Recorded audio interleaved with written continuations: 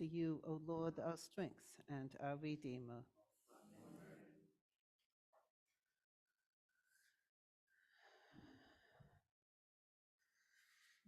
The psalm that we read today is one of, I think, one of the most beautiful in our Psalter. For God alone my soul in silence waits. Truly my hope is in him.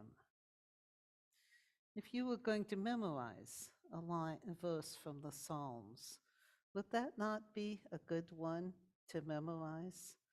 A good one to meditate on as you go about your day, as you walk the dog, as you wash the dishes, as you knit. For God alone my soul in silence waits. Truly my hope is in him. He alone is my rock and my salvation, my stronghold, so that I shall not be shaken. Now the Psalms are perhaps the most ancient part of our liturgy. They date from, some of them, to the Iron Age, the Bronze Age. They were used in temple worship. They were studied, read by Jesus, by his immediate disciples. Of course, they didn't read them in our English translation. They probably read them in Hebrew. And in Hebrew, it's just a little bit different. This is Robert Alter's translation of the Psalms. He is a Hebrew scholar and a poet who has done this incredible job of translating now the entire Old Testament. But Psalms was one of his earlier bits. Only in God be quiet, my being, for from him is my hope. Only he is my rock and my rescue, my fortress, I shall not stumble. Alter tries to bring into his English translation some of the brevity of the Hebrew poetry, which has only about 3 stresses per line. Hebrew is a language different from English in that a lot of what we put in separate words, they encode as part of the noun or the verb. And so you might have a line of only 2 words that in English we need to make into 5 or 6 words to convey the meaning. Alter also tries to do a more literal translation of the Hebrew. So you might notice he doesn't use the word soul. Biblical Hebrew doesn't actually have a word for soul. It has a word which means breath of life. It also means the inside of the throat. It means the neck. Biblical Hebrew doesn't have a whole lot of words, and they make words do a lot of work for their pay.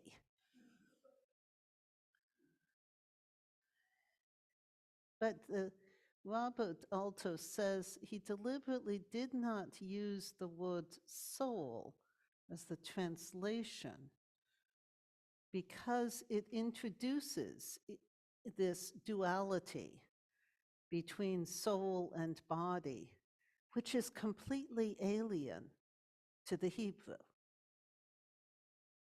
It was an idea from the Greek philosophy. So it's part of our Christian tradition. but it's not part of the Hebrew Bible. It's not part of the Psalms. And so Alter translates it to only in God be quiet my being.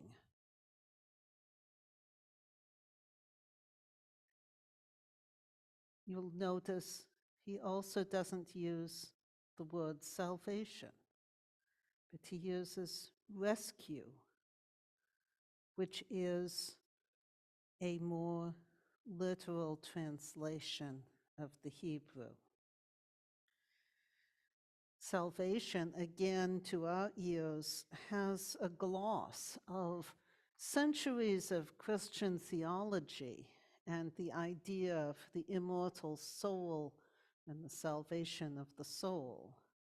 Again, that's not a concept that you find in the Psalms, in their Hebrew original. It's a very literal rescue.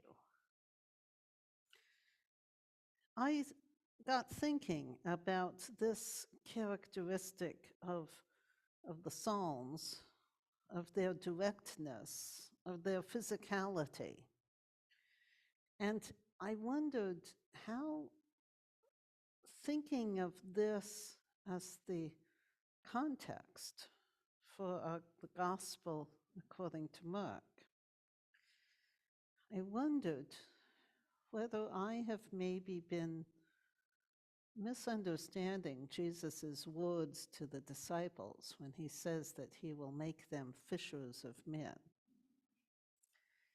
Again, in our Christian tradition, we often have thought about this the way Collect for Today did, of proclaiming the gospel, preaching to people. But maybe Jesus meant it more like, I used to row. I was a member of Lake Oswego Community Rowing, and we rowed in these little skiffs, very tiny, narrow little boats. My first time out in a single, I flipped over, and I fell into the Willamette River. It takes a lot of balance to stay upright in these. And I was not strong enough to climb out by myself. So I hung on to my little boat until the coach noticed me out there in the river, got in his motor launch and came, and he fished me out of the water. Maybe that's the sense in which Jesus' disciples are fishers of people. They rescue them when they're drowning. What did Jesus give to the disciples? He gave them the power to cure disease and to cast out demons. Very physical, tangible things to help the people around them.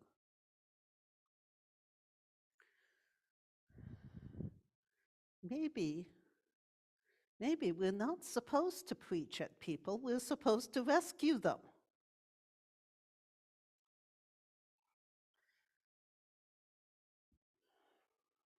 When I was a young adult, Jimmy Carter was elected president, and I have to admit, as a cynical, sophisticated, mostly agnostic young adult, I made fun of Jimmy Carter's piety, of his talking about lusting in his heart.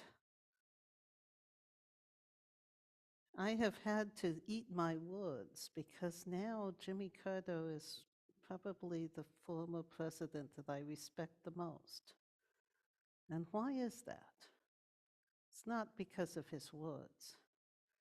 It's because of his lifelong rescuing people, of his commitment to Habitat for Humanity, of his spending his birthday physically hammering nails.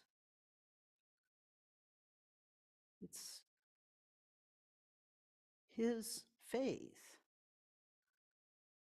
manifests itself in trying to rescue people.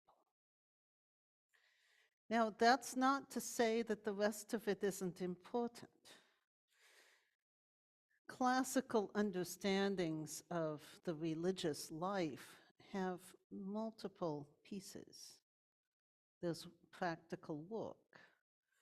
The Benedictine rule, for example, lays out the hours of the day that the monks are supposed to engage in labor. And that might be copying manuscripts. It might be tilling the fields. It might be cooking. And then there's the hours for prayer, communal prayer, and the hours for study. Study is what keeps our faith alive and growing, and not just a fossilized thing that we put on the shelf and say, been there, done that. Study, like my reading Robert Alto's translation, brings new ideas. Study in community allows us to share those ideas with others, to test them out, to have someone else point out, well, yeah, but 2 verses down it says this. What about that?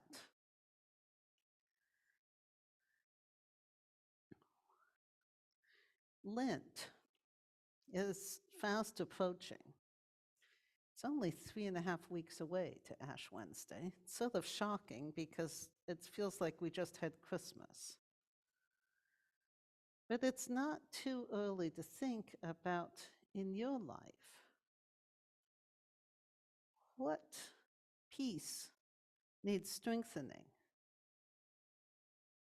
Practical rescuing of people? Study? Prayer? What piece of that 3-legged stool of the faithful life of following Jesus is missing in your life? What needs strengthening? What needs renewing? I'm going to be thinking for myself of what I should offer for a Lenten program.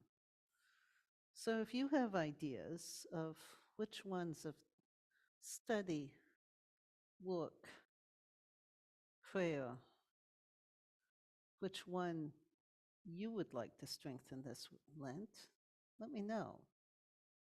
Maybe we can work it in.